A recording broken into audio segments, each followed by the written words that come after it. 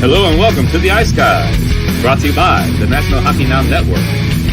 This is the show that takes you into the world of the National Hockey League. Every game, every day, from a betting perspective.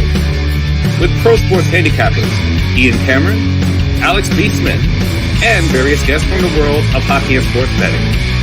And now, here's your host, Ian Cameron. Welcome to the Ice Guys, presented by National Hockey Now, Thursday, November 17th. Ian Cameron, and healthy enough to be back here today on a Thursday, Alex B. Smith. Not 100% yet, but Alex is back good enough to get through what's going to be a massive show today on a massive Thursday card. 13 games, hopefully lucky number 13 in terms of our bets that we're going to be recommending on the show on this massive Thursday slate. But before we get into all of that, Alex, first of all, welcome back. How are you feeling? Yeah, slowly getting better. That, was kind of dealing with some other issues last week, and then it turned into hitting this bad flu that's been going around lately. And, I know people are kind of hesitant about getting shots and different things, but if I hadn't got my flu shot, according to my doctor, I probably would have had to go to the hospital the last couple of days with how bad I was feeling, not keeping food down and different things. So I'm glad to be feeling well enough to, like I said, just a big card. Didn't want to leave you hanging today for sure. I wanted to be back on the show. But, it still takes some time to get back to full health. So, getting there in the right direction. Absolutely. That's definitely sometimes it takes a while, and you just got to try to get better bit by bit. And that's what you're trying to do at the moment, getting better little bit by bit as time goes on, no doubt. Before we get into this massive Thursday card, briefly, because it's a huge card, so we're not going to talk too much about last night, but briefly, the Buffalo Sabres are a pumpkin again, unfortunately. That tough loss again last night against Ottawa. They're struggling mightily. Very disappointing run for them. Much needed win for Ottawa. St. Louis keeps their nice little resurgence going following that losing streak. That's now their fourth straight win. San Jose, Vegas, Colorado, and then Chicago last night getting the victory. Talk about things that started to turn into a pumpkin. How about Soderblom last night for Chicago, right? Yeah, well, I mean, the same old thing, the terrible rebounds. It wasn't all his fault, though. The defensive breakdowns were absolutely horrific. Hawks had a great chance to possibly pull even in that game. Taylor Radish, instead of making the shot and going up top shelf, decided to try to pass to Taves and missed it. The next faceoff draw, basically a 2-on-1 break, and the Blues make it 5-2. So, it's one of those things where, the Hawks are the Hawks right now, right? And Soderblom's not going to be the guy. He's not the answer. I don't know what everybody was talking about 2 weeks ago. But, that's a spot where St. Louis needs to get a win. They've done well against the Hawks in recent years. And, it's just tough to win with those games. And it's so interesting. The crowd, there were 16,000 people in there last night, according to the attendance numbers. But if you were watching that game on TV, it sounded like there was maybe 50 people in the whole place. I mean, it's just absolutely dead. Like I said, it's the worst home ice advantage in the league right now. And the Hawks, I think they've had the lowest attendance. They've had about 11,000, almost 12,000 in that Islanders game at the beginning of the month. So things are only going to get worse for them, But like I said, the other couple games are good. That LA and Edmonton game was really good to watch. Yeah, it definitely was. And according to Alex, you couldn't tell if that was the United Center last night based on the atmosphere of the Church of Latter-day Saints. So you just basically couldn't really tell by that. But nevertheless, St. Louis gets the win. And LA Edmonton was the game of the night on TNT. It was the second game of the doubleheader. And I said this on Twitter. LA gets the victory 3-1 last night. If you want a clinical exhibition and display of how to defend the Edmonton Oilers and Connor McDavid and Leon Draisaitl for 3 periods, pop a tape or watch a recording of what the Kings did last night. That was just absolutely terrific. I mean, that was smothering defense. That was a line in it. They did play a little trappish last night, the LA Kings, but it worked. I mean, they really made the Oilers try to play a chip and chase, dump and chase game. And I could hear the frustration, Alex and Edzo, during that game on the broadcast saying, these guys got to start chipping the puck in. I mean, they're trying to skate through the middle. They put this fortress in the neutral zone up, no pun intended, the LA Kings, and they basically forced Connor McDavid and Draisaitl, Hyman, and Nugent Hopkins, all of them, to basically chip the puck in, win foot race situations for the puck in the offensive zone, and beat your man and win board battles, win the puck in the forecheck game.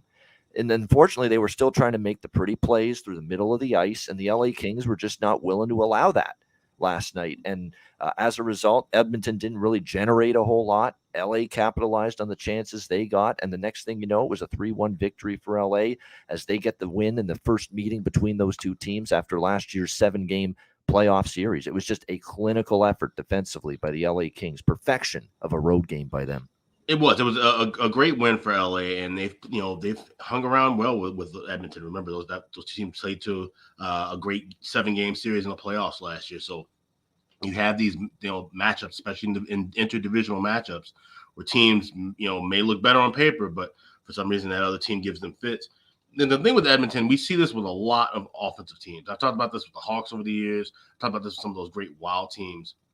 When you have a ton of offensive talent, sometimes you tend to get a little too cute, a little too fancy, make the extra pass. I think that there's a bit of complacency sometimes with that top 6 group in Edmonton. They're so skilled and talented. They just kind of feel they can just tic-tac-toe the puck along and get great scoring chances. They don't really work and get those gritty getting in those gritty areas. They did in the postseason last year. That's why they were able to advance as far as they did. But they don't do that in the regular season. They feel like everything's just going to open up and come to them. And that's not the case, especially when you have a team that has played you well over the last couple of years, like the LA Kings. So that's something that you really have to kind of look for and identify. It was a great game last night. I really should have taken LA. I like them as a dog. I passed on it, but that was a game I wanted to sit and really watch. And I implore everyone, at least once or twice a month, when you have a night where you don't bet any games, and I know maybe a lot of people don't have that. I tend to have a lighter card normally, just in general. But certain specific people really don't have those nights very often. Exactly. But for those watching, take a night and sometimes don't bet a game. And just really watch a game and try to break it down and break down exactly what you're seeing. Look for how teams are entering the zone. Watch how many passes a team makes. The things that we kind of get lost in the sauce with when we're betting on a game. We're watching our team, right? We're watching our player. We're hoping for goals when we have overs. We want to see more defense when we have unders.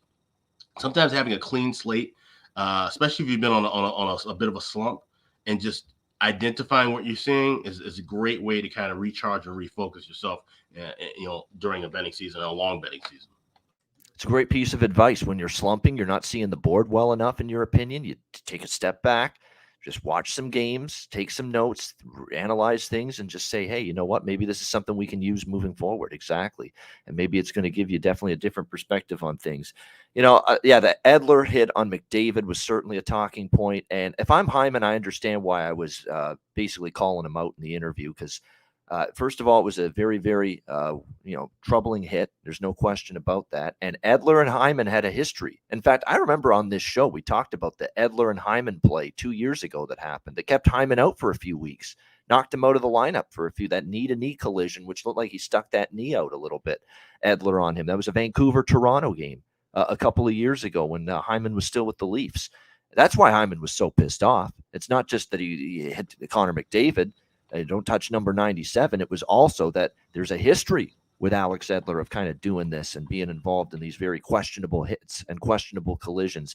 Edler to Hyman 2 years ago, and that's why Zach was very upset in the post-game press conference. So I can't fault him. I mean, he was out of the lineup for multiple weeks because of that knee-to-knee with Edler, and he stuck the knee out in that game, Canucks and Leafs 2 years ago. I remember it.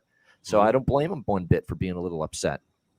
No, absolutely. And like you said, it's such a dirty play to do on anybody. Like I said, and especially if you're doing it on a team's top player, a league top player, and Connor McDavid, there's going to be some recall that. But like I said, just the previous history alone, I have no qualms with Hyman, like I said, calling him out at all about that. And that's something that, those are things we need to get out of the game. And that's when we always kind of hark back to the days of the enforcers and stuff. You need someone to answer the bell. If a guy's doing that, if this is a pattern, you can suspend him and fine him all you want, but it's got to be policed with and dealt with on the ice to make sure that he doesn't do that again. Yeah, exactly. And this is now multiple examples of these dubious little. That's all it takes. Is to just find yourself in a position where in the middle of the ice, you're hitting someone in the head with their head down or sticking out the knee like Edler did, has done in the past. So it's just those little things that all of a sudden the reputation becomes sullied in terms of, how you conduct yourself out there on the ice. So definitely that was, and certainly if you're an Oiler fan, anytime that kind of thing happens to McDavid, you're just, your heart's in your throat. Essentially, and just hoping everything is good. Hell, you think the league officers didn't, hold their breath for a second as well? Of course, star of the league, yeah, best on player national in the world TV right getting now. hurt, that would be a really bad look. Yeah, Yeah, no question about that. Got to give a shout out to Keith Yandel. Great job, by the way, on the panel last night. I think the television gig will be just fine for him. He looked like he was right at home. He was engaging, charismatic, all that stuff. Was cracking some jokes, fit right in nicely, filling in for tough shoes to fill when Biz Nasty's away too, and he filled them quite well. Last night for the TNT panel. It doesn't seem to matter who they have. Like, so there's nights when Tockett's away. There's nights that Anson's away. There's nights that Biz Nasty's away, Gretzky, the whole bit. It just seems like they've got a great, camaraderie every show. It's just fantastic viewing, in my opinion. I agree. And yeah, like I said, everybody just kind of fits in nicely. There's a comfortable atmosphere. Like I said, it's not like the usual kind of, sterile like NHL network, setup, or even the ESPN setup at times can seem a bit rigid, but everything seems to be really relaxed and flowing nicely with TNT. And it flows down to Kenny, Edzo, and Jonesy in the booth. Those three guys, they're entertaining as fuck when you're listening to the games. Yeah, it's funny because someone on Twitter said, well, hold on now. These are a lot of these guys were NBC and NHL and NBC guys. Liam McHugh, Kenny Albert, Edzo, Keith Jones, especially those guys. How come they go from there where they were just, basically kind of like they were going through the motions and just doing their vanilla hockey analysis, and now all of a sudden they're cracking jokes, showing some personality, and it's like, no, I think the directive from TNT is relax and have some fun, shoot from the hip, enjoy yourself, let loose, have some fun and entertain. And I think it's filtered down to Kenny Albert, Edzo, and Jonesy. I mean, they sound like a completely different trio now compared to when they were at NBC, just in terms of they're cracking jokes, they're having fun, they're shooting the shit, they're needling each other, they're chirping each other every now and then. It's great shit. Phenomenal. Yeah. And you make a great point, and people don't realize how much goes into television production. It's not just always just the faces and the voices we see and hear right away. It's everyone involved. And like I said, the production is way different with Turner Sports. You can see that with the NBA broadcast too, not just inside the NBA, but like I said, just the game broadcast. It's just a whole different feel than you get from ESPN or any, obviously, of course, a league network like NHL Network. They're going to keep everything as straightforward and rigid as possible. Not a whole lot of personal opinion, and that makes sense. It's the league's flagship network. That's how it's supposed to be ran. But you want to see that flair and variety and flavor on a national broadcast, in my opinion, especially because we don't see that too often from hockey broadcasts. It's really refreshing. Yeah, no doubt. They've lapped ESPN in that regard in terms of the studio content. I also want to say, and look, this is someone, and he's been a friend of mine for about 20 years in my area, and he's like a bettor that's casual bettor, recreational bettor. He actually taught me something the last week or two, talking about betting a player to score a hat trick goal, a third goal after they've scored two already. And we saw Trevor Moore get the hat trick last night for the LA Kings. And look, it's not a bad theory to look at this. When you see a player score his second goal of the game, bet that player to get a hat trick, and you can get 12-1, 14-1 odds and prices at a lot of the books after they score the second goal. You still get a pretty good price because the teammates around him are going to feed him the puck. They're going to try to get him that hat trick goal. And I think it's an interesting little angle to consider moving forward. Bet someone to score a hat trick if they've got two already. Yeah, that makes total sense. I didn't realize, like I said, well, one, I know live options for betting player props. I don't know how widespan that is. I know Ian, you have a couple books where you can do that. I don't really have those options and liabilities, but if you do, I'm stunned to see a price that would be even higher than 5-1 for a guy with two goals to get the hat trick. Like I said, that just seemed to be a natural thing to bet. So, because I would always say if you were to bet someone to score two goals, you might as well put a quarter unit to bet for them to get three because of the fact that they're going to be looking for them with the empty net. So the same kind of theory, but just done in a different practice. That makes total sense. And, you mentioned Trevor Moore getting the hat trick. Andreas Anastasiou got really close to getting the hat trick. There was a power play with about 2.5 minutes left in that game, even though it was already decided, but they were feeding him the puck. Patrick Kane kept trying to find him open, looking for that third goal as well. So that's something definitely to look at. And I know, I actually heard from some people who they take flyers every day. They'll put $10 down on somebody, randomly to score a hat trick. And they actually end up cashing when Jack Eichel hit the one in Buffalo. So, some people who do that the same way that they'll kind of, do a lottery parlay of, games that are all going to go to a draw or a bunch of money lines. That's something to look at as well. No question, no doubt about that. Definitely something to factor in is the old hat trick, live in-game hat trick bet for someone that scored 2 goals. And like I said, that the team is going to try to find him on the ice and try to get him that 3rd goal, that hat trick goal in that game. All right, great stuff on last night's card, but now it's time to get into a loaded Thursday card, and we will start with Montreal and Columbus. Even money, -110, both sides, 6.5 the total in this game. The Blue Jackets, I'll tell you what, they're probably thinking, man, can we just play the Philadelphia Flyers every game the rest of the season?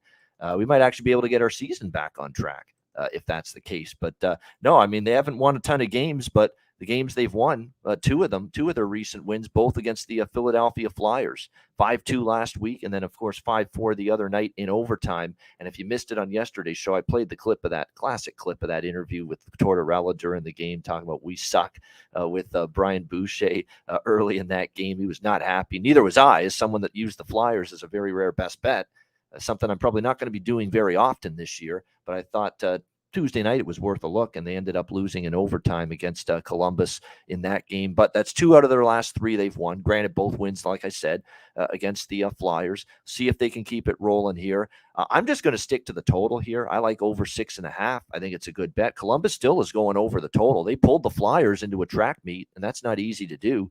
And you look at their numbers, 7-3 to the over their last 10 games. Montreal comes in off a 5-1 loss to New Jersey. I don't think you can be too upset about that if you're the Canadians. Nobody's beaten New Jersey right now.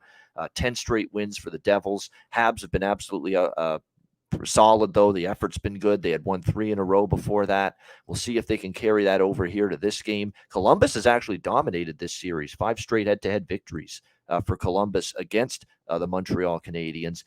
Maybe they're going to get on a little bit of a roll. We'll see if they can use that Philadelphia victory the other night as a bit of a springboard to better things moving forward. But that's for that reason, even though I lean Montreal, I'm going to stay off a side here in this game. As far as the goaltending matchup goes, it'll be Jonas Korpisalo in net for the Jackets. Samuel Montembeault confirmed in net for the Canadiens, who's actually played okay when he's been in there.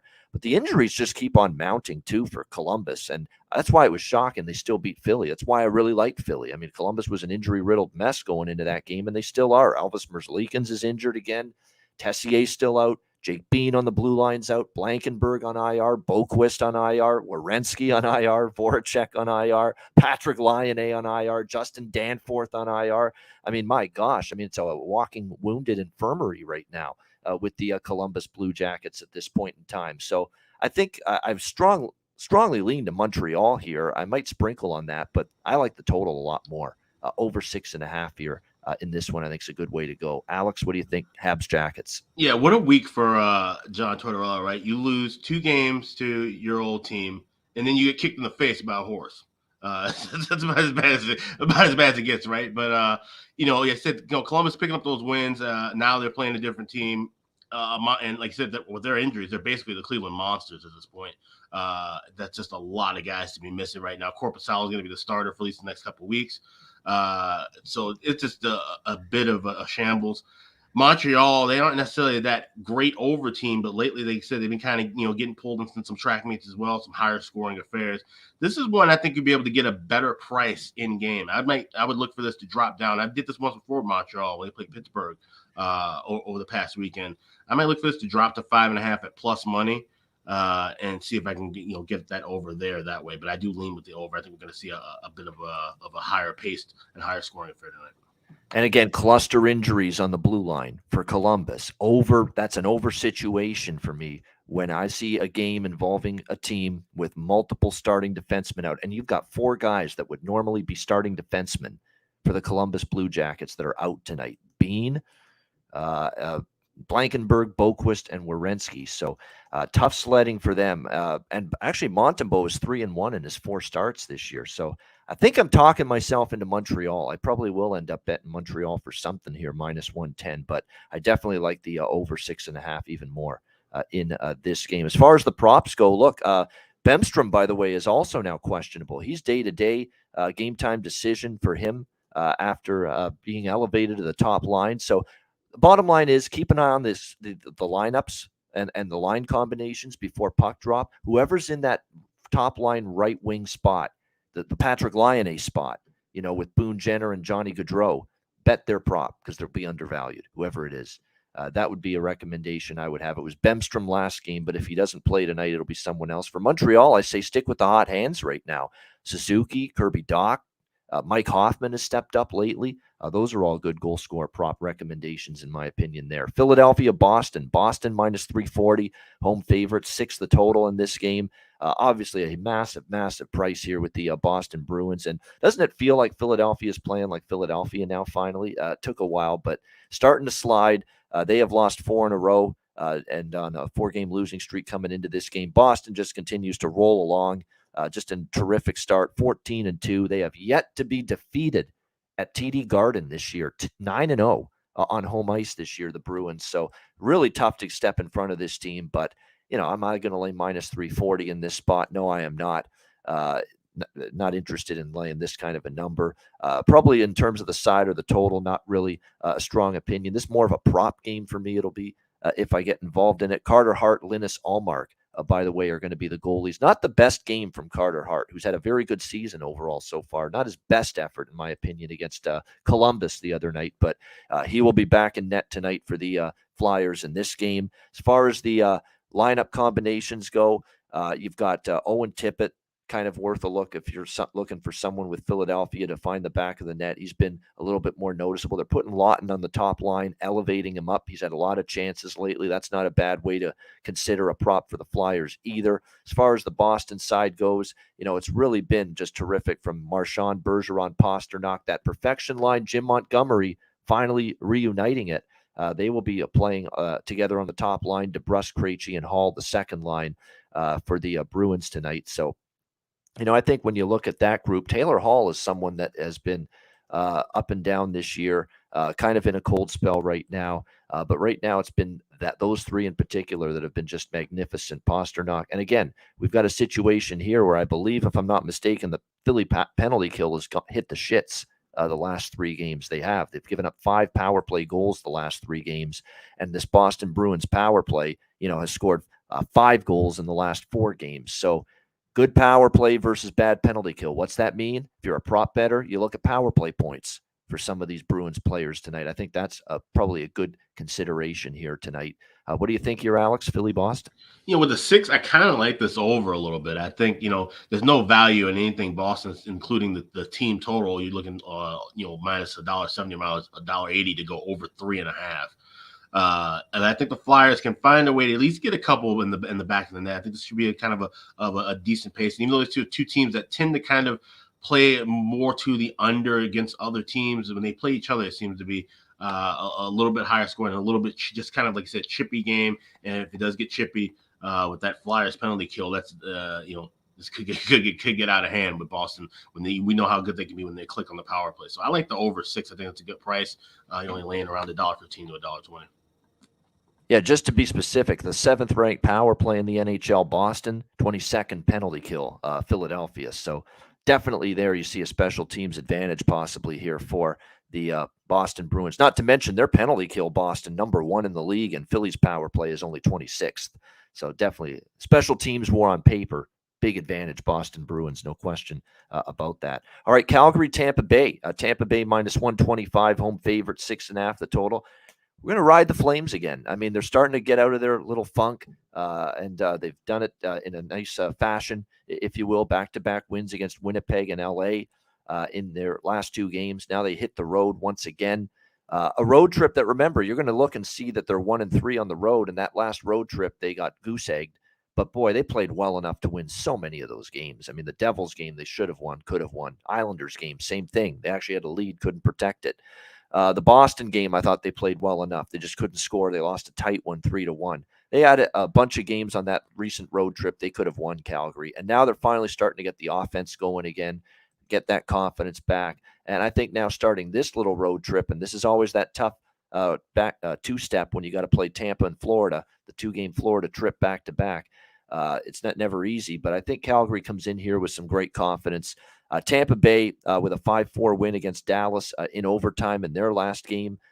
They've now won 2 straight games, but again, they face a Dallas team that To be honest, Jake Ottinger hasn't really found his form since returning from injury. I'm not worried. I'm not panicked. He'll be fine long term. But sometimes when you come back from injury, you're just not great when you first return. And I think that's the case with Ottinger. And then they feasted on just an absolutely, completely dismembered and shorthanded Washington team. So I don't want to make too much of that victory for Tampa Bay. I think there's a spot for Calgary here to step up. They can capable of getting a victory here in Tampa Bay tonight. I like them at a small road underdog price. As far as the props go for this game, I'm going right back to the well. We cashed a big one with Adam Ruzicka for the Calgary Flames in their last game against the LA Kings, playing on the top line now for the Flames alongside Elias Lindholm and Tyler Toffoli.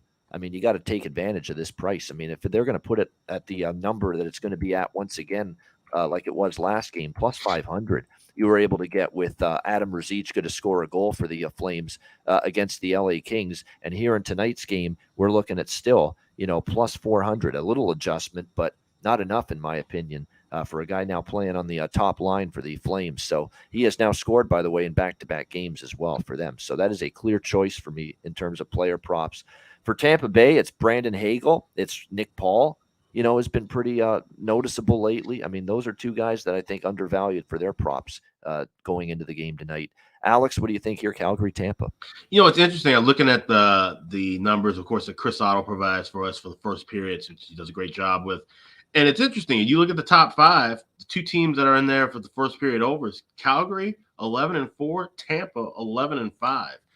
Teams that are, kind of known for playing a little bit slower of a style over the last couple of years, as far as at least the beginning of a game going. But they have, decent offenses, and we're seeing this trend where they're two teams that have been trying to get things going early. More for Calgary, we've seen them kind of, not being fully there early. But either way you look at it, you're getting actually a decent number now. If you shop around, minus $1.35, minus $1.40. This is when I'd actually wait for. And I don't do this often with first period overs. I tend to try to wait for plus money for full game totals. I'm going to actually try to wait for this to hit around even money or plus $1.05 with the over 1.5 in game tonight with Calgary, Tampa Bay. I think we might see a decent enough pace where we can get over 2 goals, but you should be able to get it at a much better price than laying what I'm seeing now as high as $1.50 in some spots. So that's what I recommend for this one. I think this could be a good back and forth battle. But like I said, somebody was saying in the chat, Calgary fold like a 10 in the third period. Yeah, we've seen them have those struggles late. So maybe if this is a close game or Calgary has a 2-1 lead midway through, maybe look to try to look for that Tampa side live at a plus price as well. So this is a good live game for me. Definitely a good live game. And I lean over full game as well. The first period over might be worth a look as well. And just because, look, again, we talk about a cluster injury on the defensive side situation on the blue line for Tampa. Eric Chernak and Cal Foote, they both missed the last 2 games for Tampa Bay on the blue line. What happened in those 2 games? Both went over the total. That's what happened. Washington and, of course, Dallas in the last game. So, and Chernak is one of the best in terms of defending in his own end, blocking shots.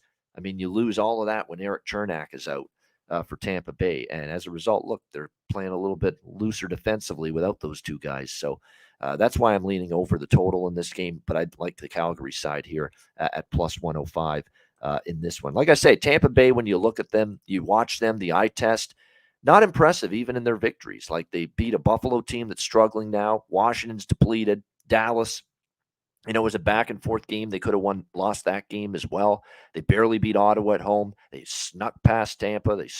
Or San Jose. They snuck past Anaheim. I mean, there's a lot of we're just doing enough to get by in Tampa Bay's results this season. So I think that they'll be challenged tonight by this Calgary team, in my opinion. New Jersey and Toronto next up. Speaking of challenge, the Leafs will be challenged by the hottest team in the NHL, El Diablo. 10 in a row for the Devils. Toronto minus 145 home favorites. 6.5 the total in this one. Look, they're not going to go and win every game the rest of the regular season, obviously, New Jersey, but you're going to give me this kind of price with them having won 10 games in a row. I'm going to bite the hand that feeds me, essentially, because I took Toronto against Pittsburgh the other night. I thought the revenge situation after losing Friday night, Murray playing his old team, returning to the ice for the first time. You're going to get a great effort from the Leafs. They did bring it 5-2. They beat Pittsburgh, and Murray's going to be back in net tonight. But, this New Jersey team is just not someone I'm willing to step in front of. And you're going to give me here a plus 125 here in this game, I think it's definitely the side to look at here. I mean, they're just playing outstanding hockey. All four lines are contributing. It's not just Hughes has been on fire lately. And there was, think about that they were winning games with him not really percolating the way he is right now. But Hischier with Zetterlund and Tatar has been just a dynamic line. Like I said, 4 points and 3 goals for Hughes in the last 2 games.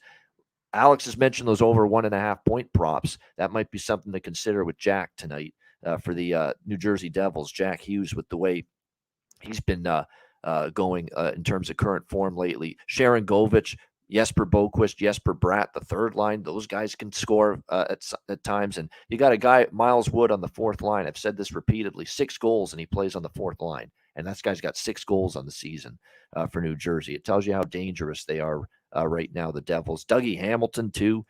Shots on goal props, point props. He's lighting it up from the blue line right now. 6 points in the last 4 games. You could even sprinkle his goal scorer prop. He's shooting like a madman right now, and he scored 3 goals in the last 4 games for the New Jersey Devils from the blue line. So Dougie Hamilton prop is not something I would shy away from in this game tonight as well. So I like the Devils. I can't help but lean over the total as well with the firepower both sides possess going into this game. You look at series history, especially this New Jersey-Toronto head-to-head matchup has been a high-scoring palooza, an over fiesta, if you will. The over is cashed in 6 of the last 8 meetings, 6-2 to the over, 4-1 in the last 5 meetings. You've seen some 5-4 games, some 7-2 games, 7-4, 6-4. You've really had some high-scoring affairs with these 2 teams. New Jersey is playing better defensively this year than in any of those past years.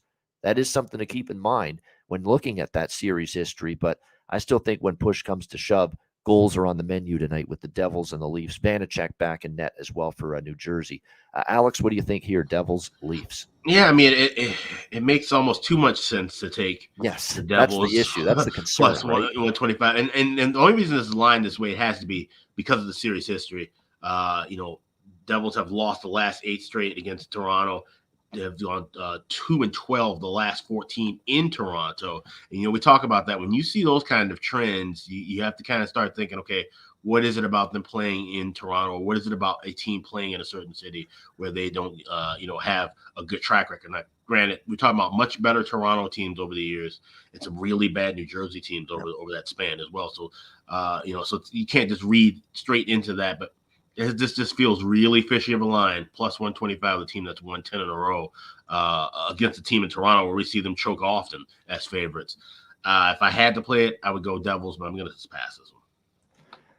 By the way, Michael Bunting might be someone to consider for the Leafs and props tonight as well, because, look, he got moved up to the top line with Austin Matthews and William Nylander. Instant chemistry, and it got him going. Because, look, he hasn't had a great in terms of goal production. It hasn't really been there for Bunting so far this year. He had 2 goals going into the Pittsburgh game, goes up to the top line with Matthews and Nylander, and all of a sudden he scores 2 goals, 1 assist, 3 points in that game. So you talk about undervalued prop.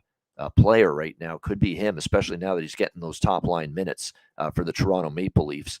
And it definitely a move that paid off for Sheldon Keefe the other night for Bunting. Again, you don't get that bargain bin price that I usually like, but hey, you can still get plus 280 in some spots with Bunting tonight, and he's playing on the top line. So no question about that. Someone in the chat, do you bet shot props? Occasionally, not a lot. Because I just prefer to go for those goal props and the plus price. This is the plus money. I mean, I was on Marty Natchez a few times over shots on goal prop, but yeah, I know there's people that do very well with it, and if I really poured in my time and energy and resources to it, I'm sure I could too. But I just prefer the goal scorer props and dabbling in that market, even though, of course, the results with those can be highly volatile from time to time. All right, Dallas and Florida. Next up here, we've got Florida minus 180, home favorite, 6.5 the total in this game. When you look at this matchup here, I can't help but think Florida's a little overpriced in this game, minus 180. And granted, the Florida Panthers, this are still a pretty good hockey team. Obviously, the changes that they made in the offseason, Huberdeau out, Weegar out, Tkachuk in. And changing their philosophy, their style of play just a little bit more, so a forecheck cycle type of team under the new head coach here, Paul Maurice. So that's important to keep that in mind. But Florida 4 wins in their last 5 games. They are playing better hockey. They finished that road trip strong against San Jose and Anaheim. They won 4-3 and 5-3 in back-to-back games there against the Sharks and the Ducks. They return home. They shut out Carolina 3-0. They have the loss to Edmonton 4-2, which was really the Stuart Skinner show for the Edmonton Oilers. That was the reason for Florida losing. And then they bounced back, but they beat a depleted, and I mean depleted, Washington team. We've talked about the Capitals now multiple times on this show, how they've just been beaten up to shit with all kinds of the personnel loss, and Florida certainly took advantage of that. Dallas is cooling off a little bit, you could say. They've lost 3 of their last 4. They at the end of a long road trip, they lost to Winnipeg, and Winnipeg's playing some pretty good hockey. I'm not going to hold that against them. They return home against San Jose. San Jose is suddenly playing a little bit better, and even though they lost that game 5-4, first game back for Ottinger, I don't hold that against them. They come back. They beat Philadelphia strongly on Sunday afternoon, 5-1. And then it was a back-and-forth game against the Lightning. Could have easily went their way. They end up losing that game 5-4 in overtime. Scott Wedgwood is going to be in between the pipes tonight for the Dallas Stars. It'll be Sergei Bobrovsky once again for Florida. Interesting that they're going back to Bobrovsky again, a second straight game. I know he actually played pretty well. I mean, he did face 43 shots, only gave up 2 goals in that game against the Capitals, but still, we're going to need to see more evidence of consistency from him. I still think long-term Spencer Knight is, I think, going to be your guy, should be your guy in that, let this kid become the number 1 guy that we know eventually he's going to be at some point for this team. And yes, it's Wedgwood, and normally you would think Wedgwood is a huge drop-off, or at least somewhat of a drop-off from Jake Ottinger, but, Jake Ottinger has not gotten into the flow, has not gotten into the rhythm necessarily since he's been back from the injury. And Wedgwood's, capable. I don't want to say he's great, but he's capable for the Dallas Stars. Let's not forget, he only gave up 2 goals to the LA Kings, gave up 2 goals to the Coyotes, gave up only 2 goals to the Oilers. He had that one game against Winnipeg where he struggled a bit in the 5-1 loss. The whole team was kind of lethargic that night. I watched that game. I was on Winnipeg that night. Our guest, by the way, Josh Eunice, that was the day we had him on the show last week. He liked Winnipeg in that spot against Dallas. I think it's a situation where, the whole team was not great. You can't just pin it all on Scott Wedgwood's play, in my opinion. So I just like this price with Dallas. I think they're undervalued a little bit here, and I think Florida is overvalued a little bit here. So I like Dallas plus 160. I'm going to take a shot with them at the underdog price in this game. As far as the props go, Mason Marchment against his old team is a must tonight. Absolute must. We've talked about how, first of all, Mason Marchment, you're always going to be able to get better prices with him and his goal props compared to certain other players on the Stars. And you can still get him as high as plus 300 at Caesars to score a goal tonight. Second line for the Dallas Stars. He found the back of the net in the game against Tampa Bay the other night. He plays with Tyler Seguin and also the young kid who I would take a shot with again tonight to score a goal, Matej Blumel, who didn't score against Tampa, but he did before that, and he's had chances pretty much in every game for the Dallas Stars. So, but Mason Marchment is the number 1 prop tonight. I think it might be the best prop on the board tonight in this game of all games and all players tonight. Mason Marchment for the Dallas Stars, considering how good he is and how good he's become offensively. Scored in the last game against the Tampa Bay Lightning. It was a bit of a drought for him, believe it or not. 6 straight games without a goal before scoring against Tampa Bay. Now he faces his old team, the Florida Panthers. So in this case here, I think that's one of your better props tonight. Mason Marchment at plus 300. And let's hope we can invest and cash with a little bit of Marchment paper here tonight in this game with the Dallas Stars. And I like, again, plus 160 on them as well in this one. Florida, in terms of the props here tonight, let me just see. Nick Cousins is someone that stands out to me because he's playing on the 4th line essentially right now, but he's come back from at least a 3-game, I guess, healthy scratch he was. I don't think it was injury. I think it was a 3-game scratch that 3 games he was scratched in a row, late October and early November. And he has scored 2 goals now in the last 3 games. Again, he's only getting 9 to 10, sometimes upwards of 13 minutes a game. He's not playing a ton, but he's making the most of those opportunities. So Nick Cousins could be worth a look here in terms of a under the radar, undervalued bargain bin player prop here for the Panthers tonight. Alex B. Smith is in the chat. Apparently, he's feeling a little woozy. So hopefully he can join us back later in the show. If not, he's in the chat to help us for the rest of the show. He's a fighter for even joining us today, still, again, on the mend. All right, next up, we've got Colorado and Carolina. Carolina minus 135, home favorites, 6 the total in this game. This is a tricky game for me because I made mention to this earlier this season about Colorado. I really want to make a point of it to see what their record is when they're a dog, because we're not going to see them as an underdog very often. And a part of me is going to think throughout the course of the year that when they're an underdog, they might be an underdog for a reason, and it may not be the right time to back them. Well, they were an underdog against Calgary. Second game of the year, they lost that game 5-3. And they were only an underdog one other time at Vegas, and they actually did win that game 3-2. Now it's 1-1 they are as a dog this year. So I'm not saying you don't blindly make a decision based on, oh, they're a dog versus they're a favorite, but I am interested to track that throughout the course of the year. Those rare instances when the Colorado Avalanche are an underdog, what is their record going to be going into the year? It is a revenge spot, short turnaround revenge. We talk about how for the most part these spots have been working out well. I can give you a ton of examples. The Rangers against Detroit, Minnesota against Seattle, Toronto against Pittsburgh just the other night. Pittsburgh won last week. Toronto returned the favor. You've got that situation here. Colorado won 4-1 on Saturday against Carolina. Carolina now looking to return the favor at home tonight against the Avs. Carolina off a 3-0 shutout win against Chicago. Colorado off a 3-2 loss to the St. Louis Blues the other night at home, where Colorado did everything but tie the game late with just a barrage of chances, and they just could not put the puck in the net as they tried frantically to tie that game in the latter stages. So I'm off this game entirely. Francouz, by the way, is going to be getting the start in net. I think Alexander Georgiev has pretty much been the starting number one goalie so far this year for the Avs, and Francouz has been relegated to backup role. But his numbers aren't that bad.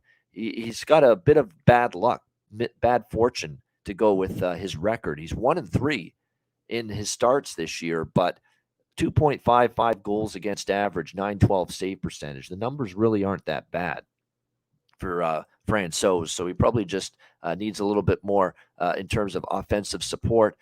As far as the Carolina Hurricanes go, obviously they have had Freddie Anderson on IR, which means the goaltending has been going back and forth, and not close to returning either is Freddie Anderson. He's already missed 4 games with his lower body injury, and there is no telltale sign when he's going to be back. That's the same old shit. It really is. It's I hate to be, it sucks when someone's always injured, and it sucks to bring the hammer down when they're injured. It's tough to watch, tough for the teams to see that this guy keeps getting hurt. But I hate to say I told you so, but I told you so. When Carolina picked him up from Toronto, there's a reason why Toronto moved on from Freddie Anderson, brought Campbell in as the number one. It's because he did not trust his ability to stay healthy and play an 82-game season. And we're seeing that once again right now for Carolina at this point in time. So unfortunate for Freddie. It's got to be frustrating for him and frustrating for the Hurricanes. So it's going to be an Antti Raanta, Pyotr Kochetkov split still with the goaltending from a game-to-game basis. We'll see who's in net tonight. Antti Raanta. We'll see if he gets the start because he did not start Chicago game. That was Kochetkov who pitched the shutout. Pitt played very well. Raanta played at Colorado Saturday. They lost that game 4-1. Makes me think maybe Kochetkov might get a look here, might get a second straight start, shake it up a little bit for this game against Colorado. We'll have to wait and see on that. Hasn't been confirmed yet, but I'm passing this game. I would look only at some props if I were to get involved betting this game at all, and probably look at, for Colorado, Alex Newhook moved up to the second line. There's some value there. Logan O'Connor's actually been an under the radar offensive producer for the Colorado Avalanche. For Carolina, I've mentioned Marty Necas all season. Steph Nason, I would come back to Stephen Nason. Still on the top line with Aho and Jarvis, it looks like tonight. I think he's going to maybe find the back of the net at some point. Like he's had 6, he's had 4, he's had 2 shots on goal, 3 of the last 5 games. He's playing 15 minutes a night now that he's playing on the top line. So Stefan Nason, I think, might eventually break through offensively. I think he's one of your value options for Carolina in terms of a goal prop tonight in this game. All right, let's move on now. Anaheim, Winnipeg. We've got the Jets, a minus 210 home favorites here, 6 being the total in this game. Of course, this is an Anaheim team that we've been picking on them a lot lately, but they did finally get a victory in overtime the other night against the Detroit Red Wings. It was really a nice Christmas gift, Christmas present come early for the Anaheim Ducks with that wonderful gift sent to them by Tyler Bertuzzi. A nice little gift of a pass right up the middle of the ice in front of your own net, which ended up leading to the overtime game-winning goal for the Anaheim Ducks the other night against Detroit. So they definitely took advantage of that. And got the victory there in that game. But overall, you're still talking about a Ducks team that has had a real struggle. Do you know that the Anaheim Ducks have not won a game in regulation this year? Hard to believe. Really is. Absolutely hard to believe, but true. That the Anaheim Ducks have not won a single game this year. It's November 17th. We're over a month into the season now. We have not seen the Anaheim Ducks win a game in regulation time this season. That's stunning. All victories for Anaheim this year, all 5 wins, they're 5-11. All 5 wins have been in either overtime or a shootout.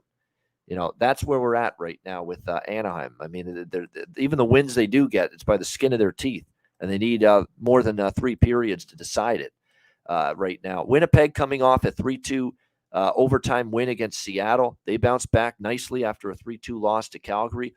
I'm telling you what, the Rick Bowness effect is having a positive effect right now for the Winnipeg Jets. 6-2 they are in their last 8 games. It's been impressive that they have really, everything that I'm reading and hearing and the Jet reporters are saying is that this is a harmonious dressing room again.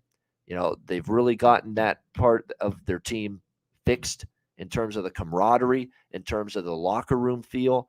And they're playing as good a defensive brand of hockey as they have in years, which has always been the bit of an issue for the Winnipeg Jets the last couple of years. So there's a lot of positives to go around right now with the way things are going. They do have a couple injuries. Mason Appleton's on IR. He's a good, hardworking player. Nick Ehlers has been out for a while. Logan Stanley on IR, but they've found ways to overcome it, this Winnipeg Jets team. And it's going to be a special night, too. In Winnipeg, they're honoring Teppo. Hello, Numminen. Teppo Numminen. He will be honored in terms of the Winnipeg Jets Hall of Fame.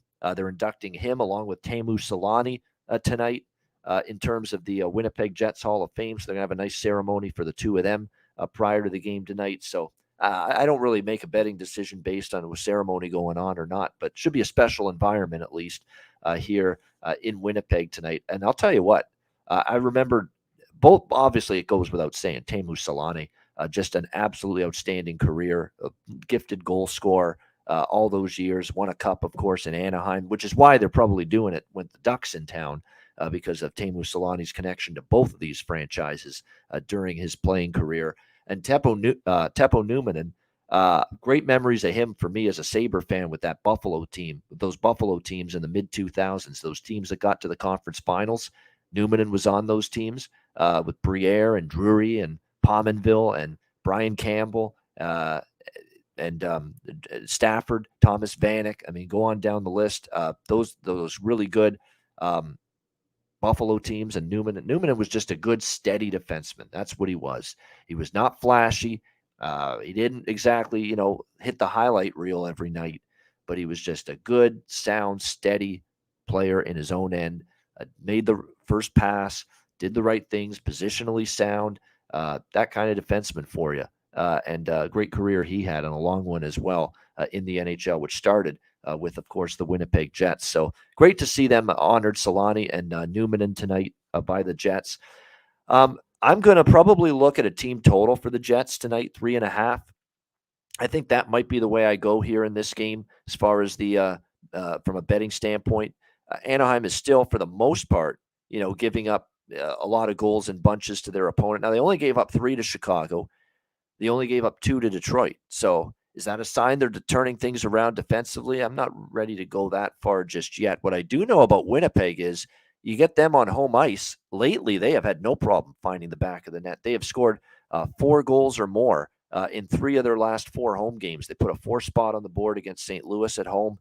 Shut out Chicago, put up 4 in that game. They put up 5 against Dallas in a home game. So that's probably what I would look at here is the team total over 3.5 minus 125 or so with the Winnipeg Jets in this game. And stay away from the full game over just because you're not sure if you're going to get enough offense from the Anaheim Ducks, that side of the equation. That being said, you did see 2 of the 3 meetings last year go over the total with these 2 teams. I would lean that way, the full game over. You could always do a full game over split, Jets team total over split.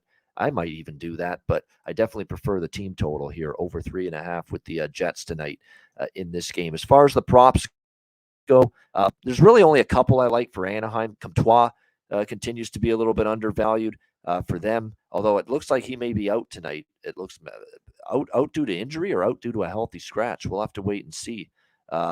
But I don't see him listed on the line forward group tonight. Pavel Regenda, by the way, is moving up to the second line, so that could provide some value for Anaheim. And then for Winnipeg, Pierre-Luc Dubois just got it rolling right now. Sam Gagner is going to be on the top line for what it's worth. So, again, you talk about someone that may not be priced like someone playing on the top line. Gagner is going to take Appleton's spot on the top line with Scheifele and Connor, playing with some damn good players. So maybe you look toward a Sam Gagner flyer here tonight in terms of finding the back of the net, playing on that top line with Scheifele and Connor, 2 of the best players on the team. Of course, you've got to throw PLD in the mix, but certainly that's a great top line that you get to play with 2 players of that caliber if you're Sam Gagner moving up to the top line, and you can get him at around plus 380 to score a goal tonight. So not a bad option here for value purposes on Sam Gagner to find the back of the net. All right, Washington and St. Louis. We've got the Blues minus 115 to minus 120. Home favorites, 6 the total in this game. I'm probably staying off this game. I mean, for St. Louis, I'm certainly not stepping in front of St. Louis. And I'm not doing it with this Washington team that is just riddled right now.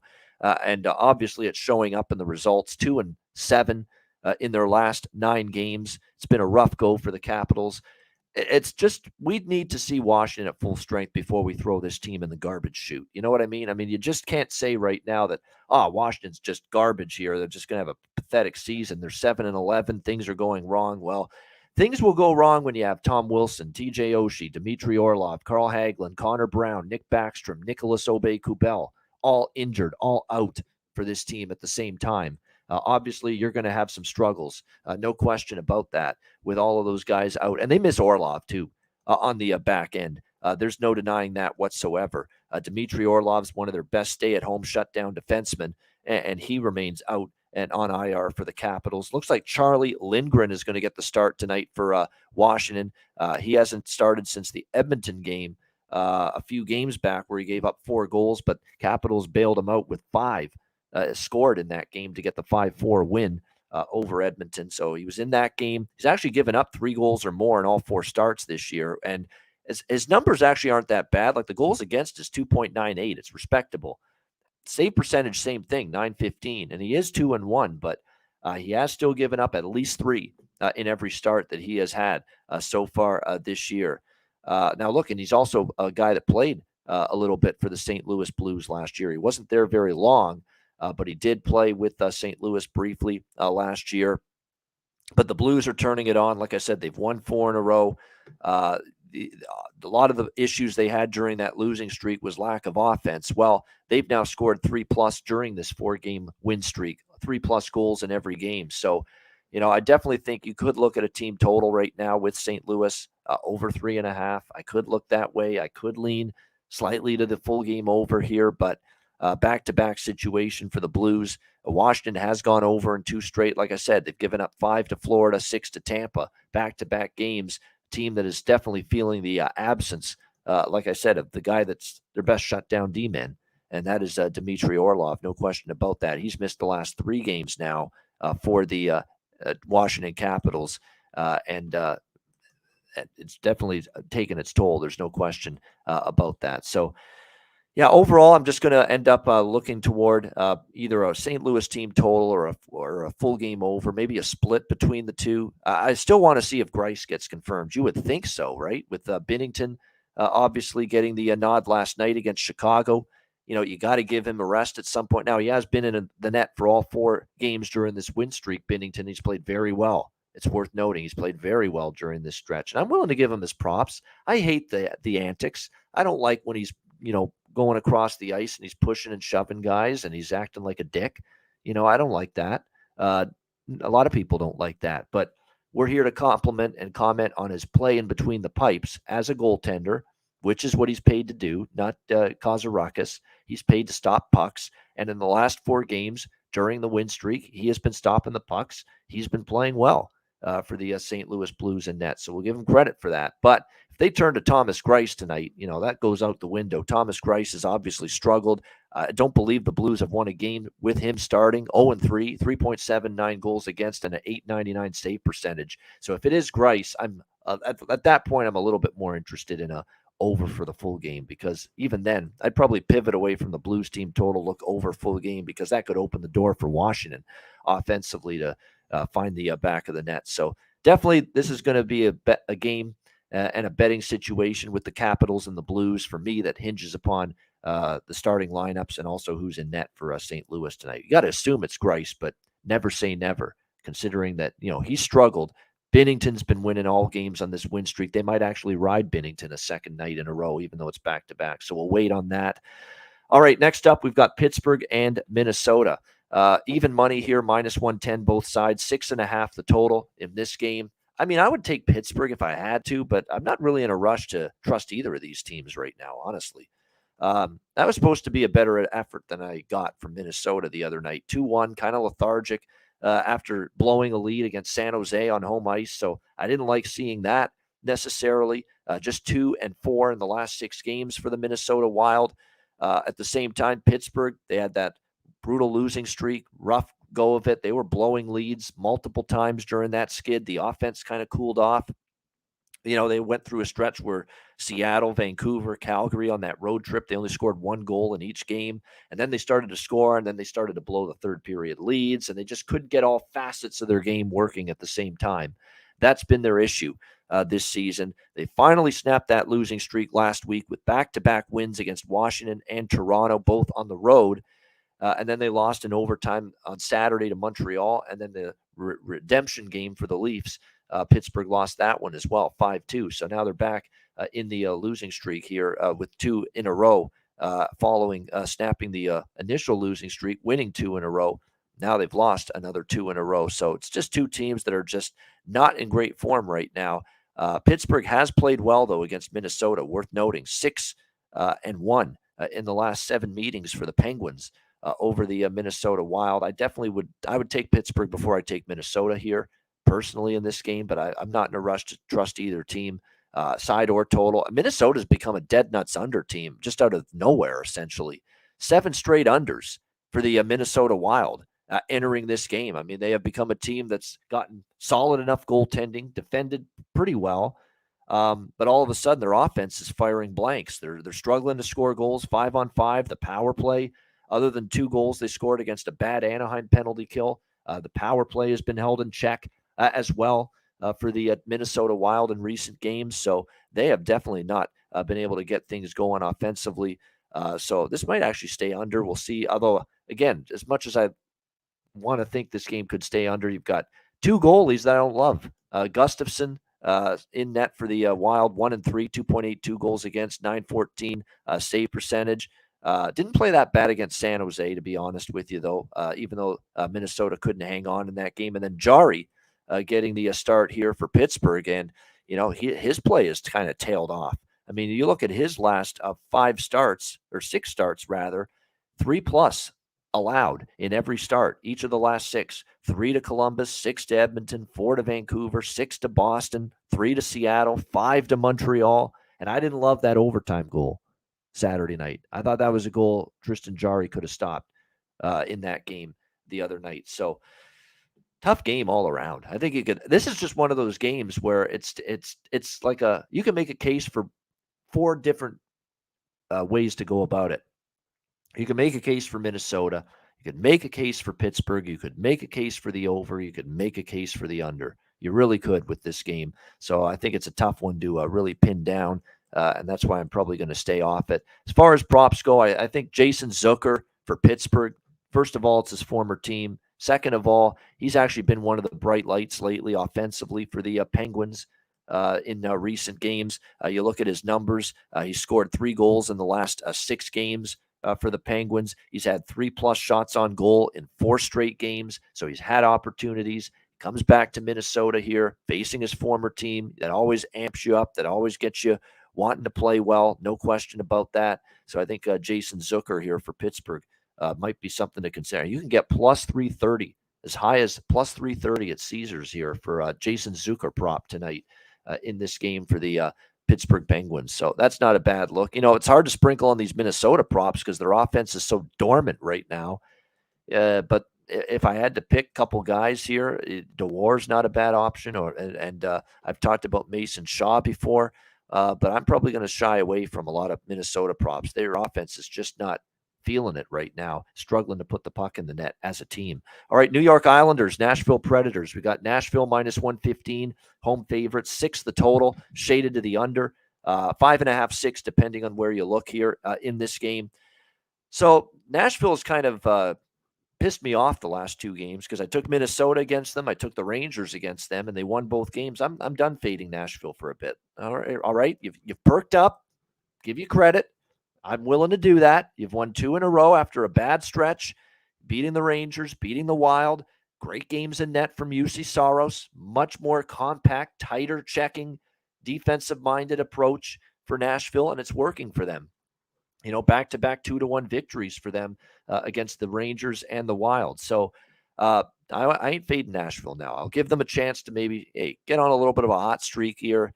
But the New York Islanders, I'm not in a rush to fade them. They're 8-2 in their last 10 games. They're playing good hockey. 4-2 win against the Ottawa Senators on Monday night. They beat Columbus in overtime despite falling behind in that game. Yeah, they had the shocking upset against Arizona, but kind of a flat spot, and they kind of played like it. Really other than that, they've played some pretty good hockey, the Islanders, as of late. There's no question about that. This is a pass for me. Although I'm tempted at 5.5 with the look toward the over. I mean, I am, just because you don't see 5.5s very often. You saw 5.5 with St. Louis, Chicago by the time that game started last night. That total had dropped to 5.5 in many books. And sure enough, that game flies over the total with room to spare. So, yeah, it's 2 teams that are capable defensively, and Nashville's really tightened it up the last 2 games. So I understand the move to 5.5, but man, is it ever tempting anytime you see a 5.5 to look over the total. And when you actually look at the Islanders in recent games, they had a 6-goal game with Ottawa, a 7-goal game with Columbus, a 7-goal game with the Rangers, a 7-goal game with Calgary. 3 of their last 5 games have actually gone over the total. So maybe pizza money, Isles Predators over 5.5 for me, just because of this number dropping to where it has. As far as props go for this game, for the Islanders, Oliver Wahlstrom. I've talked about Oliver Wahlstrom a lot. He's still not being priced where the line mates that he plays with are. Zach Parise, the fountain of youth, has hit this guy all of a sudden. He scored the other night. He's had more chances. He's now up on the top line with Barzal and Wahlstrom. Could we get a little Zach Parise turning back the clock tonight for the Islanders and maybe finding the back of the net? Because he's getting the top line minutes with Barzal along with Wahlstrom. That looks to be your top line based on the current line combos tonight for the Islanders in this game. Like I said, Wahlstrom's plus 370, plus 440 in some spots to score a goal. Holy shit, there's a guy on the top line, plus 440 to score a goal tonight. Parise moving up to the top line, and he's upwards of plus 400, plus 410 to score a goal tonight. So that's bargain bin personified right there. Those 2 players, top line minutes, top line opportunity, plus 400 or better to score a goal. That's the kind of shit we like to see with the Ian Cameron player prop goal scorer bargain bin. No question about that. So tonight, a couple others for the Nashville Predators. I'm just going to see here what's going to pique my interest here in terms of their props. Juuso Parssinen, it's a guy that is now centering the top line for the Nashville Predators. Yakov, there's actually more than a few options. Yakov Trennin's moving up to the second line. Mark Jankowski, who I shit you not is from my area here, Hamilton, Dundas area. That's actually where he's from. And he's now, looks like he's going to be the second line center spot for the Nashville Predators. He scored against the Rangers. He's getting more opportunity. He has 2 goals and 3 points in just 5 games. He's only played 5 games this year for Nashville, but he's got 2 goals and 3 points in the 5 games. And now he's on the second line center spot for the Nashville Predators. That's not a bad, that's a huge bargain bin. What is that prop on Jankowski? Plus 625 to score a goal. But he's played only in 5 games. He's had a couple of goals. So from that standpoint, that's worth a shot, when you're getting that kind of price, in my opinion, here for Jankowski. Trennan moving up the lineup, like I said, to the second line. Juuso Parssinen is centering the top line. He scored in his NHL debut against the Rangers on Saturday night. Had a bunch of shots on goal there. Had a couple chances against Minnesota. He's getting 15 to 17 minutes of ice time, so he's getting the opportunity. Absolutely. Juuso Parssinen for Nashville. So not a bad game to dabble in props. Now, having said that, the total's 5.5, and Nashville's tightened the hell out of things. Tightened up the things a bunch the last 2 games. Compare 2-1 games. It's not like, in theory, this is a game you want to flood the goal scorer prop market with a ton of bets, but nevertheless, there are some value-laden options in this game. No question about that I just mentioned. All right, the New York Rangers and Seattle Kraken. Rangers minus 135 road favorites. 6 the total, shaded to the under in this game. Isn't it funny how Seattle, one of those teams that they were basically scoring 3 goals or more every single game for, I would say, 8, 9, 10 games straight, and all good things must come to an end. They've scored 2 in the last 2 games combined, following that 5-game win streak. Shut out by Minnesota 1-0, and then losing 3-2 in overtime to the Winnipeg Jets. If I'm a Seattle Kraken fan, I'm a little bit pissed off that my team's 5-2 on the road. We're trying to make this building loud and, a great atmosphere for the Kraken. And I think they're trying to do that, the fans, and yet only 3-6 for the Seattle Kraken at home this year. So definitely disappointing that they have not played better hockey in front of this Climate Pledge Arena faithful this season, but they have just not been able to do that. You got the Rangers here coming into town. They beat Arizona 4-1 on Sunday following a loss to Nashville the night before that, 2-1. I'm at the point with the Rangers where I've seen enough inconsistency in their game that minus 135 on the road is not something I'm interested in.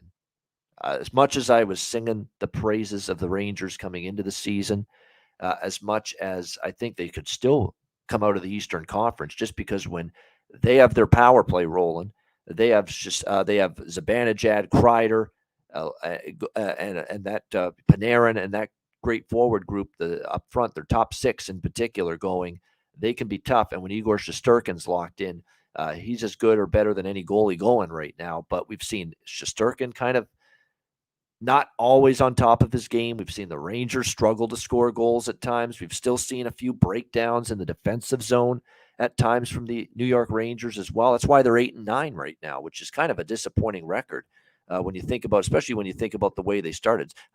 How funny is it that both of these teams, believe it or not, they're equal in the number of wins? Rangers have won 8 games. Seattle Kraken have won 8 games. You would not have expected that. So it is Seattle back-to-back losses here. They probably don't want to keep this losing streak going on the homestand. I expect Seattle to have a good effort here. Rangers starting a road trip. You'd think they're going to bring it here. But if I had to, I'd lean Rangers, but not at minus 135, not with the inconsistency I've seen from this group. Igor Shesterkin and Martin Jones, by the way, confirmed to be your starting goaltenders for this game tonight for their respective teams. As far as props go, Jimmy Vesey, I would stick with him on the top line just because, again, you're not getting him priced the way he should be, playing with Zibanejad and Kreider on the top line for the New York Rangers. That's not a bad option in terms of a value in the goal scorer prop market, in my opinion. Plus 500 in some spots to score a goal. Can't argue with that. Barclay Goodrow has moved up to the second line for the Rangers, and he has scored twice in the last 3 games, taking advantage of this opportunity, playing alongside a great playmaker like Panarin and also Vinny Trocheck on that line. And he is upwards of plus 550 to score a goal tonight for the New York Rangers. So there's a couple that are value laden. Jimmy Vesey, Barclay, Goodrow for the New York Rangers. As far as Seattle goes, a lot of their goal scoring when they get it, it's been mostly from the Schwartz, Wenberg, Burakovsky, Eberle group. Matty Beniers has kind of quieted down a little bit the last few games. I mean, he has gone 5 straight games without a goal or a point for the Seattle Kraken. So it's mostly been Eberle. 3 goals in the last 3 games for Jordan Eberle for the Seattle Kraken. I think in terms of current form, he's probably the best up front right now for the Kraken in terms of offense. So that's probably the one you'd want to target if you're going to expect anyone to find the back of the net and chip in here for the Kraken tonight. All right, Arizona Coyotes, Vegas Golden Knights. Vegas minus 380 to minus 400. Home favorites, 6.5 the total in this game. This is an interesting spot, interesting scheduling spot for Arizona, considering, what they're encountering here. They were out east. They were on this long road trip. New York Islanders, New Jersey, New York Rangers, out east, and you're still on the road, and now you're flying 3 time zones across to Vegas for this game. So tricky spot for Arizona. You got to adjust the body clock again from the Eastern time zone to the Pacific time zone. The one saving grace for the Coyotes is they haven't played since Sunday. All right. They've had 3 full days off. So this is not as bad a situation as it otherwise could have been for them. So, it's not a great scheduling or not the greatest scheduling or travel spot for Arizona. That being said, Vegas cooling off finally. 2 straight losses against St. Louis and then San Jose, which have suddenly stunned the hockey world the last 3 games, winning their final 3 road games against above-average competition, including a 5-2 win against Vegas on Tuesday night. So, yeah, it's been impressive to see what they've done. But for Vegas, that's 2 in a row. Can Arizona really stun them? Arizona's been a feisty out lately. There's no question. They've been battling. They haven't been this, horrendous, brutal team that people projected coming into the season, at least not in terms of their current form. They're still 4-3, winning record, Arizona, in their last 7 games. They beat Florida at home. They were able to beat Washington on the road, beat Buffalo on the road, upset the Islanders 2-0 on the road as well. They lost to a New Jersey team that can't lose right now. And then they lost to the Rangers when they were on the second of a back-to-back. Tough spot for Arizona. So even the losses, you can excuse them and say, hey, not a bad loss. Dallas, not a bad loss. New Jersey, not a bad loss. Rangers on a back-to-back, tough spot on the road. You can't really hold that against Arizona. So, there's a part of me that says, do I take the plus 330, plus 320, plus 330? That is the price we're seeing right now with Arizona here in this. Or is Vegas finally going to be getting the slap across the face and the wake-up call that they need? Was that the San Jose loss the other night? That remains to be seen. So, again, they've just been on the road for so long. It's been a tough road schedule. But the fact that, this team after 15 games is 6-9, with some of the schedules, the schedule that they've had to deal with, you still got to give them a decent amount of credit for that, no doubt. I'm definitely not interested in the Vegas side of things tonight. Logan Thompson has been confirmed, by the way, in net for the Vegas Golden Knights, who still has very good numbers. And he still had a very good season overall, 2.38 goals against, 922 save percentage. That being said, though, he has given up 3+ goals in 4 straight starts. So the shorter term current form for Thompson hasn't been nearly as good in the net for the Golden Knights here the last few games. So I definitely have a lean to Arizona just because I think, again, they're a little bit undervalued. They're playing better than a plus 320 underdog, okay? A plus 320 underdog is a team that's absolute shite as far as I'm concerned. No redeeming qualities, no compete level, no work ethic, just getting their doors blown off every night. That's what I think of with a plus 320 underdog. I don't see evidence of Arizona being a team like that the last few games. They've been in every game for the most part. The Dallas game got away from them at the end of the homestand. But other than that, 3-2 loss in overtime to Winnipeg, 3-2 loss to the Rangers, 4-2 loss to the Surging Devils, who can't be beaten right now. And then on a back-to-back against the Rangers in a tough spot, okay, they lost that game 4-1. Do you know what I mean? Plus 320 should be a price attached to a team that is just can't get out of their fucking way right now. And that's not Arizona right now at this point in time. So, yeah, to me, there's value on Arizona. But at the same time, you're also thinking, man, is this the night that Vegas just steps up and just, puts the boots to somebody, an angry team, 2 losses in a row since returning home from that perfect road trip? That's the big debate that I've got going on. Plus, I want to make sure Vejmelka's in net. I wouldn't ever take Arizona tonight with Ingram.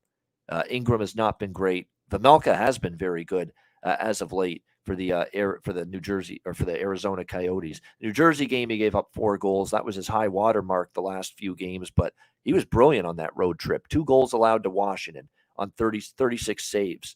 Or 34 saves, 1 goal, 32 saves against Buffalo. Shut out the Islanders, 24 save shutout for Vejmelka against them. So, you better be ready to play if you're Vegas. And I'm sure Bruce Cassidy is going to try to get the troops back on track. It wouldn't surprise me to see, him make a few line changes tonight. So keep an eye on that. You've lost 2 in a row. I could see, them shaking up the lines a little bit for this game tonight, which might give you some opportunities with some of these Vegas goal props tonight. If you see someone moving up the lineup, getting an extra opportunity, we don't know who that's going to be yet. As far as Arizona goes, there is a couple props that I'm interested in for them. One of them is definitely Lawson Krause, no question. And this Matthias Michelli is someone that is now moving up to the top line, has had 2 or more shots on goal in 4 straight games. Michelli is on the top line with Bukestad and with Krause. So those 2 top liners, I think, Krause and Michelli might be 2 props you consider here for the Arizona Coyotes. Do you bet Phil Kessel against his old team to score a goal? That angle's in play. You have to remember that. So that might be something you consider as well. Phil Kessel, anytime goal scorer, plus 330 in some spots facing the Coyotes. You never know. Might be able to find the back of the net. So more of a prop game for me, but lean Arizona at this price, honestly, at plus 320. And I'll probably put pizza money on it if I get a Karel Vejmelka confirmation in net. All right, last game of this monster 13-game card for this Thursday night. We've got Detroit and San Jose. San Jose minus 130, home favorites, 6.5 the total. Actually 6, I should say, the total in this game. I like the over in this game. San Jose is an over machine, guys. They just keep on scoring goals. Their defense is always capable of giving them up, and it's the perfect over team, the perfect over recipe right now for the San Jose Sharks. So I like over the total here with Red Wings and Sharks. San Jose's been trending that way. What are they? 8-1-1 to the over in their last 10 games. So they have definitely been the poster child for overs lately.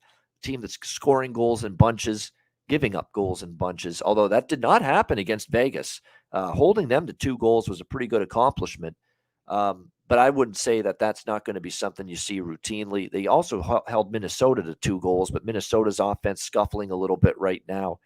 I still think there's a below-average defensive team, and everything in the numbers point out that they are still a below-average defensive team. So I like over 6.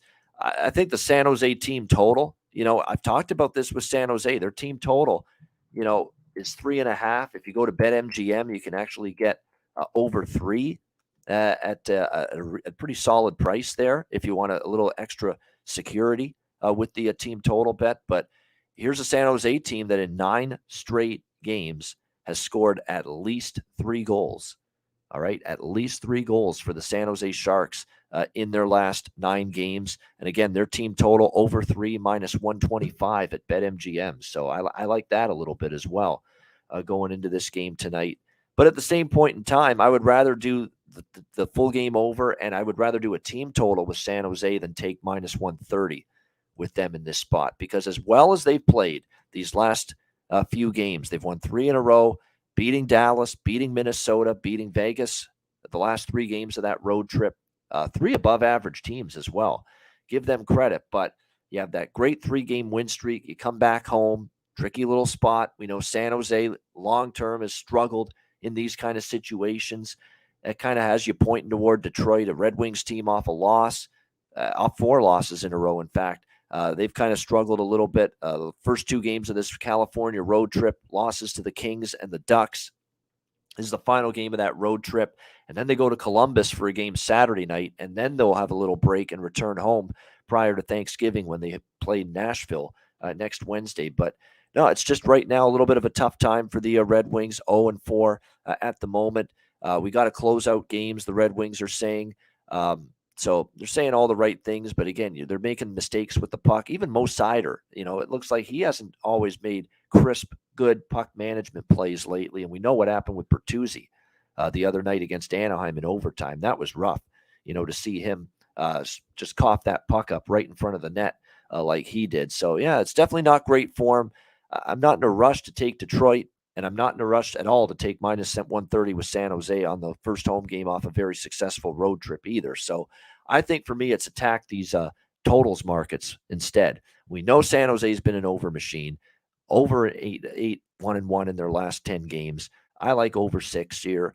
I think the team totals were the look for the Sharks as well. Over 3 minus 125. Team that has scored at least 3 goals in 9 straight games. So that's probably where I'm going to go with this Red Wings and Sharks game. As far as the goaltending tonight, it was Ville Husso in net against Anaheim. I still stand by the fact that he's been the better goalie. But lately, Derek Lalonde's been kind of going back and forth. He's been given Nedeljkovic a start. It seems like Husso doesn't start more than 2 games in a row, and then he'll go back to Nedeljkovic for 1 game. So we'll see if that's the case tonight for the Detroit Red Wings. It will be James Reimer once again in between the pipes for San Jose. As far as the props go for this game, we'll have to see if Jonathan Berggren, someone I mentioned in the Anaheim game the other night, he just recently got called up, made his NHL debut here with the Red Wings, and he got on the scoreboard against Anaheim. Has had 4 shots on goal the last 2 games. It looks like he might be pushed down the lineup a little bit, so keep an eye on that. But he's still probably someone I'd consider here for a goal prop tonight for the Detroit Red Wings going into this game tonight. Jonathan Berggren for them. San Jose on the flip side, Barabanov, LeBanc, continue to be hardworking players night in and night out. Luke Cunnin as well, actually, has suddenly started to find a little offensive mojo. 2 goals the last 5 games from him. 2 shots on goal or more in 4 of the last 5 games. He might not be a bad under the radar player prop option as well going into this game tonight for San Jose. Obviously, you know who the big guns are, the ones that have been stirring the drink, if you will, for them offensively. Timo Meier has been on fire. 2, 3, 4, 5, 6, 7 goals in the last 7 games for Timo Meier. We know Tomas Hertl is dangerous. He's had 3 goals in the last 5 games and a whopping 7 points in the last 5 games as well for the San Jose Sharks. So we know they have definitely been the 2 guys you count on. A little bit of Logan Couture as well, but especially Hertl and Meier. They are the 2 guys that really keep it going here for the San Jose Sharks offensively and are the catalysts for their ability to score goals as a team. So there's a bunch of player prop options I would look at for this game. And like I said, most interested in the over 6 as well as the team total over 3 minus 125 for the Sharks in this game. All right, there you go. That is the Thursday card. 13 games, packed with analysis, packed with an in-depth breakdown. Can't do it any better than that. Alex, thanks for toughing it out early in the show. Earlier on, I'll mention what his best bet is. For those of you on YouTube, he posted it in the chat. His best bet for this massive Thursday card. Hit that like button. 174 live viewers right now on YouTube. Hit that like button. Appreciate it very much if you're able to do that. A great show, and looking forward to tomorrow. Tomorrow, Alex is away, but we will have Jimmy Murphy back for his weekly spot. We're going to make it a weekly guest spot with Jimmy Murphy on the show. He'll be with us tomorrow, 2 p.m. Eastern. Only 1 game tomorrow night. LA, Vancouver. We'll break that down. And we will also just we'll kick it around the league with Jimmy. We'll talk, a bunch of teams around the NHL, state of the league address, if you will. Talk a lot of Bruins, I'm sure, as well with Jimmy. We'll do that on the Friday show. With just 1 game, we'll be able to just shoot the shit, if you will, about all kinds of things and teams and storylines going around the NHL right now on the Ice Guys show tomorrow. So definitely looking forward to that. Patreon.com/Ice Guys. Make sure you're checking that out. It's just $10 a month to subscribe to that. The daily Ice Guys show betting card is up there every day. Power ratings, goalie charts, and tons of bonus content. and even more bonus content on the way, especially when we get into the new year. Just $10 a month, patreon.com/ice guys. All right, best bet to wrap up this show. Alex B. Smith's best bet. I'll put it on the screen right now. There it is. Pittsburgh Penguins -105 against the Minnesota Wild. That is going to be Alex's best bet for this Thursday card. And my best bet for this show, I'm El Diablo. New Jersey Devils +125 against Toronto. They are just too good to be getting that kind of price right now. I don't buy into trap. The trap is for, for mice and for cheese, those kind of traps. I don't buy into betting traps. I can give you countless examples of, I thought something was a trap and it really turned out it wasn't a trap. Baltimore against Tampa Bay in the NFL on the Thursday night a few weeks ago. Tampa was struggling, laying points. They're begging you to bet Baltimore. Baltimore won that game. But there was no trap there, none whatsoever. There's countless. TCU +7 against Texas in college football last week. People saying, what the hell is undefeated TCU doing as a best bet? Or TCU +7. What the hell is that? This TCU team undefeated. What are they doing getting 7 points against Texas? That's got to be a trap. You have to take Texas. They're trying to trap you to take TCU. No, TCU still ended up winning the game outright and covering. So that's all I heard. Trap, trap, trap. I don't buy into traps. There's mouse traps. There's fishing traps. There's all kinds of other traps that are real, that are legitimate. Betting traps, I don't buy into them. So I've heard that too. It's got to be a trap here, New Jersey, +125. Well, if it is, sign me up. I'm falling right into it. But you got a team that's red hot right now. Toronto still can have these, how many times have we seen Toronto look great one game like they did against Pittsburgh Tuesday night and not look so good the next game? It has happened quite a bit with this Leafs team. And again, this is a value price here. This is a 13-3 hockey team.